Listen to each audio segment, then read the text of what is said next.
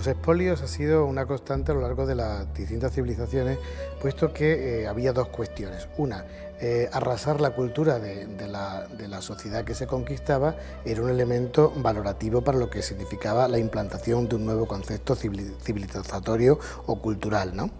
Y por otro lado, a modo, digamos, de lo que puede ser un concepto de guerra, ¿no? Es decir, de haber conseguido el elemento precioso de la otra cultura para regodearse de lo que habían conquistado.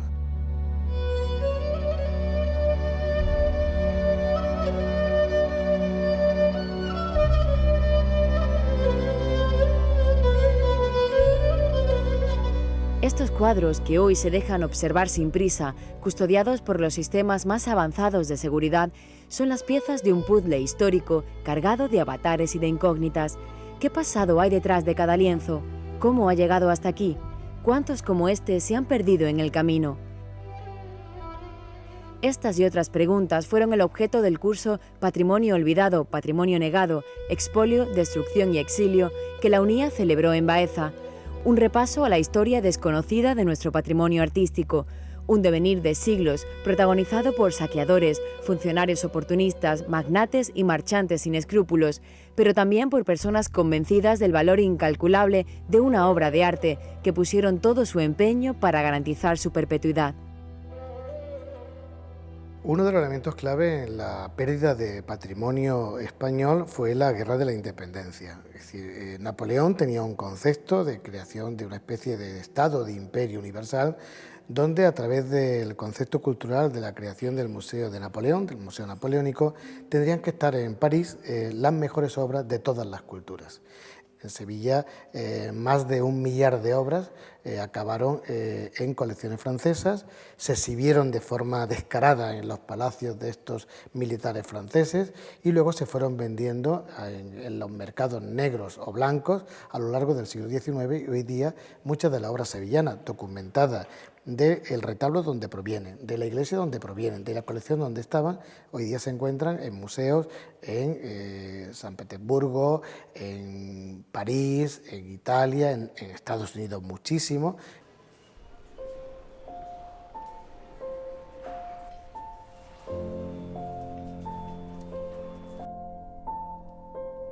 Este museo, como la gran mayoría de los museos que conocíamos antes como museos provinciales de Bellas Artes, surge a raíz del proceso conocido como desamortización de Mendizábal, que para que nos ubiquemos en el tiempo, se lleva a cabo entre 1835 y 1837.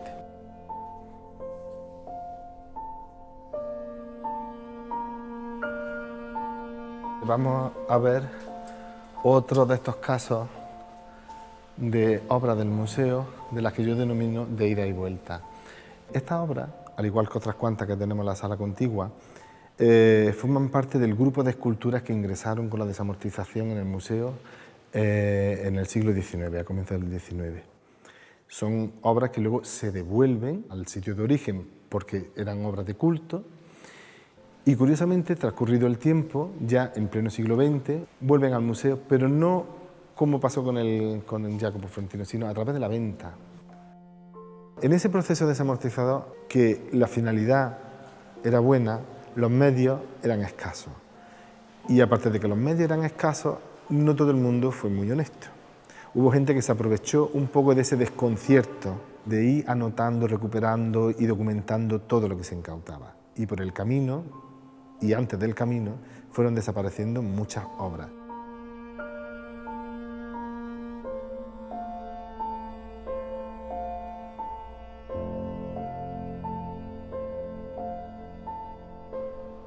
De las más de 2.000 piezas, 2.300 que tiene el museo, en Carlos V solamente está expuesto 134. El resto está aquí. En esa época no todo se hizo mal. Y entonces, en ese proceso de la desamortización, sabemos que se iban marcando las piezas cuando se iban elaborando los inventarios. Y muchas de las obras han conservado ese número y nosotros no lo hemos borrado. Por ejemplo, esta obra es de Juan de Sevilla, que es un San Agustín. Observamos cómo todavía conserva esta numeración C9, que sabemos que viene de los agustinos calzados, ¿no? Y justamente este número es anterior a la apertura del museo, a ese inventario de 1840. Se hizo en ese proceso de incautación en los conventos, se iba marcando, numerando y elaborando esos listados. Datos como este nos sirven para ir recomponiendo esas colecciones y esa procedencia de dónde venían esos cuadros, esas obras, esas esculturas, que muchas veces se pierde la memoria, pero a veces, curiosamente, repasando el inventario y repasando físicamente las piezas, podemos ir recomponiendo esa historia material. Y el hecho de tenerlo aquí todo reunido, pues hace que para la obra de arte no solamente es una obra de arte, sino que también es un documento. Y ese es el otro valor que tienen estas obras. Hay historiadores que consideran que tanto el expolio napoleónico como después lo que se deriva de la desamortización supuso como poner de moda el arte español en el mundo, en el extranjero, digamos. Y eso supuso pues, un interés por comprar objetos artísticos españoles y durante el primer tercio del siglo XX se va a producir un hecho muy curioso que es la necesidad, sobre todo, de magnates norteamericanos, de nuevos ricos norteamericanos que quieren, digamos, bañarse en la cultura que no tenían por su propia historia y se dedican a comprar no ya objetos artísticos, sino edificios completos que van a reinstalar en sus casas en Nueva York, incluso van a meter en un bloque de viviendas verticales, en un bloque de pisos, van a meter partes de un claustro medieval.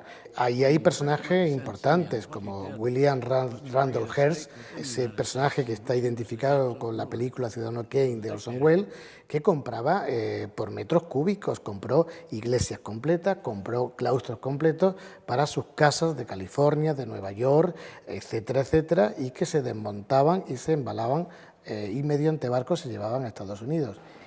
Y para nosotros uno de los expolios más importantes para el patrimonio andaluz es el Palacio de Vélez Blanco, que como sabéis se encuentra en Nueva York, en el Metropolitan de Nueva York, pero que fue una compra de Blumenthal, también de uno de estos magnates norteamericanos, que lo tuvo primero en el salón de su casa, instalado en su casa de Nueva York, y posteriormente a su muerte la Fundación Blumenthal lo cedió al Museo Metropolitano, que es una de las obras claves, digamos, en la estructuración de ese museo.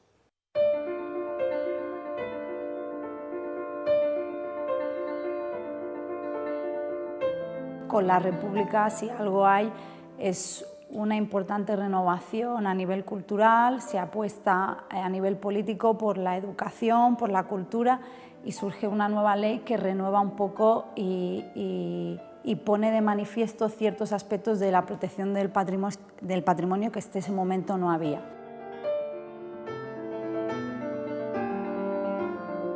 Desde los primeros meses del alzamiento, una de las cosas que empiezan a sufrir es el patrimonio. Desde personas pues, con poca cultura que por animadversión contra los sublevados empiezan a destrozar el patrimonio. Sobre todo, por ejemplo, el caso de las iglesias es en el momento que sufren una importante devastación.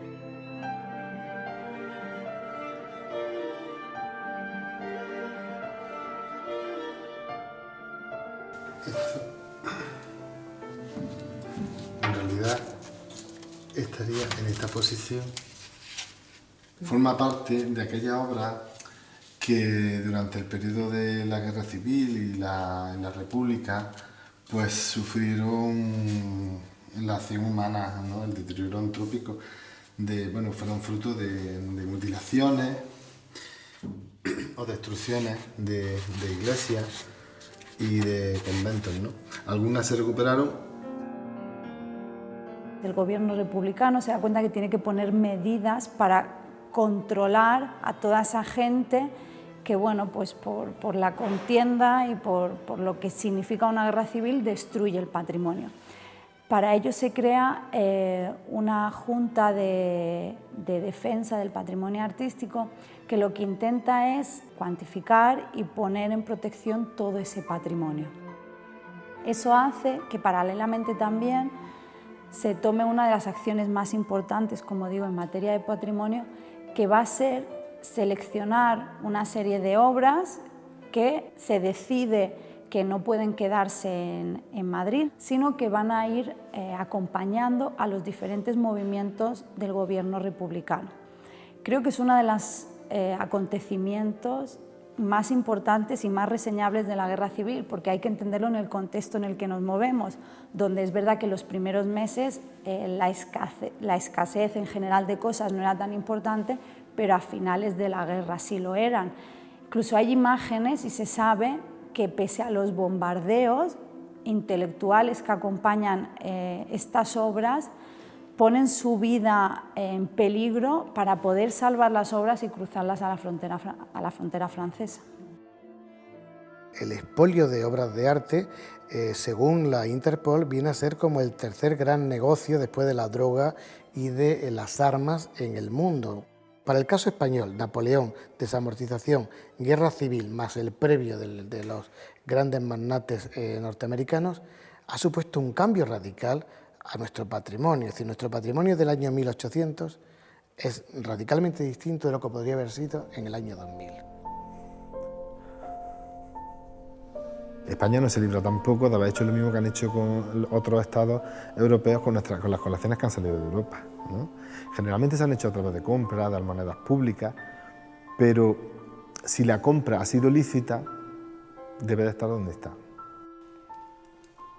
Yo creo que es un proceso tedioso, ¿no? Es empezar a repartir la obra a los distintos países.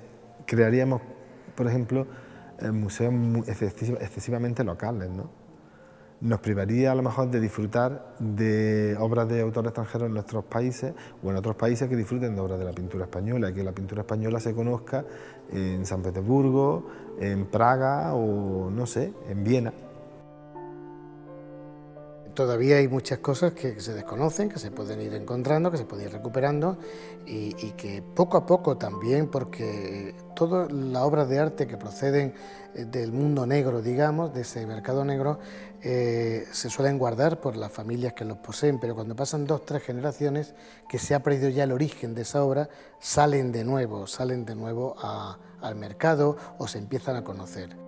Esto quiere decir que en los próximos años pues, veremos nuevas apariciones que nos pueden dar muchas sorpresas gratas posiblemente.